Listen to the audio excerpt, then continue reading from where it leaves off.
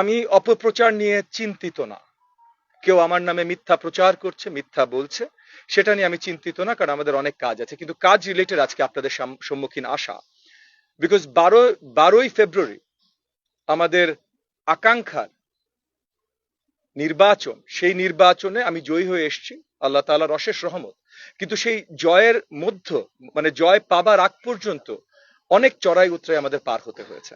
আমাদের প্রতিপক্ষ যারা ছিলেন তারা বিভিন্নভাবে অনেক প্রচেষ্টা করেছেন, চালিয়েছেন কেন্দ্র দখল করার।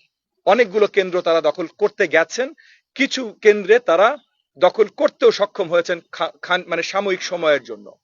সাময়িক সময় যতক্ষণ পর্যন্ত, এবং আমি আবার প্রথমেই ধন্যবাদ জানাই আইন শৃঙ্খলা বাহিনী, আর্ম ফোর্সেস যারা টহলে ছিল তাদের সকলকে, কারণ তারা সকল দায়িত্ব সঠিকভাবে পালন করেছে। যেই জায়গাগুলোতে আমাদের প্রতিপক্ষরা কেন্দ্র দখল করে ভোট চুরির কারখানা করতে চেষ্টা করেছিল, সেই জায়গাগুলোতে প্রথমে আমাদের কর্মী বাহিনীরা থামাতে চেষ্টা করে, এবং তারপর আর্ম ফোর্সেস এবং আইন শৃঙ্খলা বাহিনীরা শক্তভাবে তাদেরকে প্রতিহত করে। কিন্তু আইন শৃঙ্খলা বাহিনী পৌঁছাবার আগে বা আর্ম ফোর্সেস পৌঁছাবার আগে কিছু জায়গায় আমাদের নেতা কর্মীদের বিরুদ্ধে ভীষণভাবে হামলা হয়। এবং যেহেতু আমার পরিষ্কার ইনস্ট্রাকশনস ছিল প্রত্যেকটা থানা, ওয়ার্ড, প্রত্যেকটা নেতা কর্মীর প্রতি, যে কোনো ধরনের সহিংসতায় আমরা যাব না নির্বাচনের দিন। কোনো ধরনের, আমাদের ভোট সেন্টার দখলের দরকার নাই, আমরা আত্মবিশ্বাসী আমরা জয়ী হয়ে আসবো। আর যদি জয়ী নাও হয়ে আসি, তবু আমরা গণতন্ত্রে বিশ্বাসী, কোন ধরনের গণতন্ত্রের বিরোধী কাজ আমরা করতে রাজি না। প্রত্যেকটা নেতা কর্মীকে এটা পর্যন্ত ওয়ার্নিং দেওয়া ছিল যে তাদের নামে যদি কোনো ধরনের অ্যাকচুয়াল এভিডেন্স আমি খুঁজে পাই যে তারা আগ বাড়িয়ে কোনো একটা সহিংসতায় জড়িত হয়েছে, বা তারা সেন্টার দখল বা কোনো কিছু অরাজকতা করতে চেষ্টা করেছে, ওই মুহূর্তে দল থেকে বহিষ্কারের আদেশ এনে দেব। সো এই জায়গা থেকে আমাদের পরিষ্কার ইনস্ট্রাকশন ছিল, এবং আমাদের নেতাকর্মীরা কোথাও কোনো অরাজকতা সৃষ্টি করে নাই।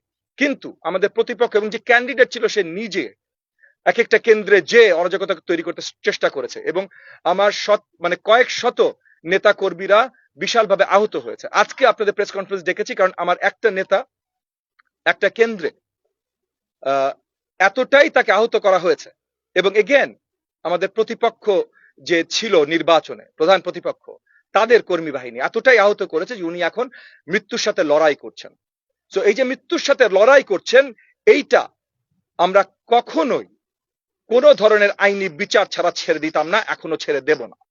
এবং বাকি যারা আহত হয়েছে আজকে আপনারা এখানে দেখতে পারেন, অনেকেই যারা আসতে পেরেছেন, অনেকে হাসপাতালে এখনো আছেন, কিন্তু যারা কিছু দূর সুস্থ হয়েছেন, আসতে পেরেছেন, তারা এক্সরে রিপোর্ট থেকে শুরু করে কোন হাড্ডি ভেঙেছে, কি কিভাবে তারা আহত হয়েছে, রিপোর্ট শুদ্ধ এখানে তারা এসে পৌঁছেছে, যারা আসতে পেরেছে। অনেকে এখনো হসপিটালাইজড আছে। এবং এই যে আমাদের ত্যাগী নেতা হায়দার আলী সাহেব, আমাদের হাজারীবাগের নেতা হায়দার আলী সাহেব, উনি এখন মৃত্যুর সাথে লড়াই করছেন। উনার সন্তান, উনার কনিষ্ঠ সন্তান এবং উনার স্ত্রী আমাদের সাথে উপস্থিত আছেন আপনাদেরকে বলবার জন্য তাদের কি অবস্থা।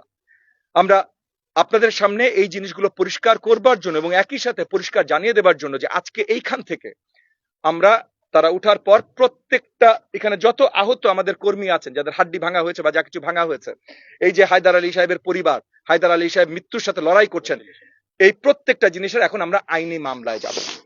প্রত্যেকটা থানায় মামলা দেয়া হবে, এবং কতগুলোতে সেন্টারে তখন প্রতিপক্ষ ক্যান্ডিডেট দাঁড়িয়ে অর্ডার দিয়েছে, সে দাঁড়িয়ে উঠছেন। এইটা তো ভাই অ্যাটেম্পট টু মার্ডার, এইটার হুকুমের আসামি তো সে মিনিমাম। এই প্রত্যেকটা মামলা আজকে এইখান থেকে বের হয়ে আপনাদেরকে আগে জানিয়ে দিচ্ছি, যেন কেউ না বলতে পারে যে ববি হাজার যেইটা করে বা সেইটা করে। এবং আমরা অন্য কিচ্ছু করছি না ভাই, শুধুমাত্র আইনের বিচার চাইছি, এবং তবু আপনাদের বলে কয়ে চাইছি, কারণ আমরা কিন্তু সরকারে আছি। আমরা চাইলে অনেক কিছু করতে পারি, কিন্তু সেটা সুন্দরভাবে গণতান্ত্রিক প্রক্রিয়া হবে না বলে আপনাদেরকে ডেকে নিয়ে আপনাদেরকে পরিষ্কার জানিয়ে, আপনাদের কোনো প্রশ্ন থাকলে সেই প্রশ্নগুলোর উত্তর পরিষ্কার আপনাদেরকে দিয়ে তারপর আমরা মামলাগুলো দায়ের করব।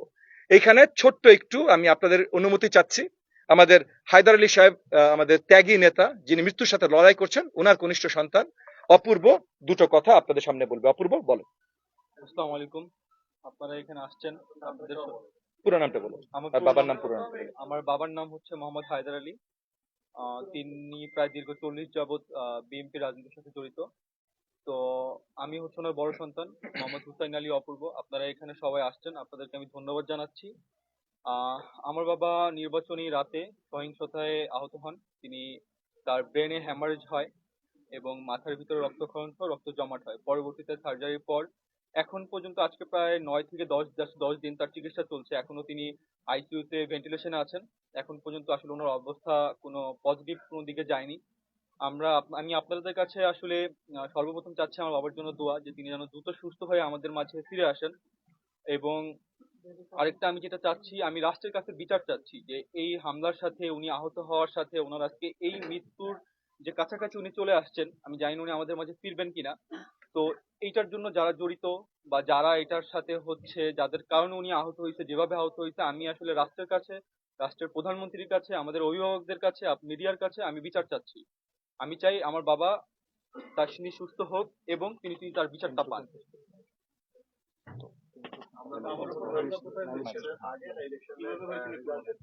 রেজাল্টের পরে না, এগুলো প্রত্যেকটা ঘটনা ঘটেছে রেজাল্টের আগে।